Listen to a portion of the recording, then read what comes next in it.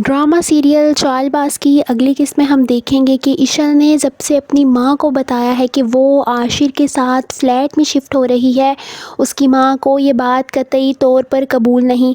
वो इशल से कहती हैं कि ऐसा नहीं हो सकता, तुम आशिर के साथ नहीं जा सकती, तुम उस छोटे से फ्लैट में कैसे रहोगी।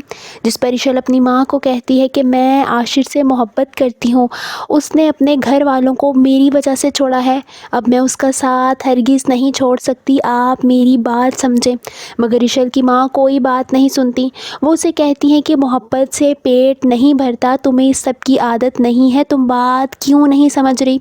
इशल भी अपनी माँ को समझाते हुए कहती है कि मॉम, मेरी खुशियाँ आशिर के साथ जुड़ी हैं और मैं उसी के साथ रहना चाहती हूँ। जिस पर उसकी माँ कहती है तो फिर ऐसा करो कि तुम आशिर को छोड़ दो, उससे अलहदा हो जाओ। इशल ये बात सुनकर हैरान हो जाती है और हैरानी से अपनी माँ को देखने लगती है, जैसे उसे यकीन ही नहीं आ रहा होता कि ये बात उसकी माँ ने कही है। वो उनको रोते हुए देखने लगती है। वही रूहान आशिर के घर छोड़ के जाने की वजह से बहुत ज़्यादा परेशान होता है। वो रोते हुए इनाया से कहता है कि इनाया, जिस घर से मेरे भाई और भाभी को निकाल दिया गया हो, मुझे उस घर में रहने में कोई दिलचस्पी नहीं, मैं यहाँ नहीं रहना चाहता। यानी रूहान भी घर छोड़ना चाहता है। इनाया उसकी बात सुनकर परेशान हो जाती है और उसे समझाने लगती है, मगर वो कोई बात नहीं सुनता और बार बार यही कहता है कि मैं ये घर छोड़ना चाहता हूँ। दूसरी तरफ आयज़ा के ताया उसके कमरे में जाते हैं किसी काम के सिलसिले में, मगर वो कमरे में मौजूद नहीं होती।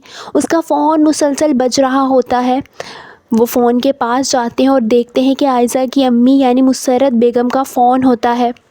आयज़ा के ससुर उसका इंतज़ार करते हैं, मगर फ़ोन जब बहुत देर बजने लगता है तो वो फ़ोन उठाकर कान से लगा लेते हैं।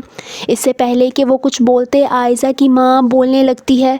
वो कहती है कि इशल को तुमने निकाल कर अच्छा नहीं किया आयज़ा, तुम जानती हो कि इशल को इनाया वाली बात पता है।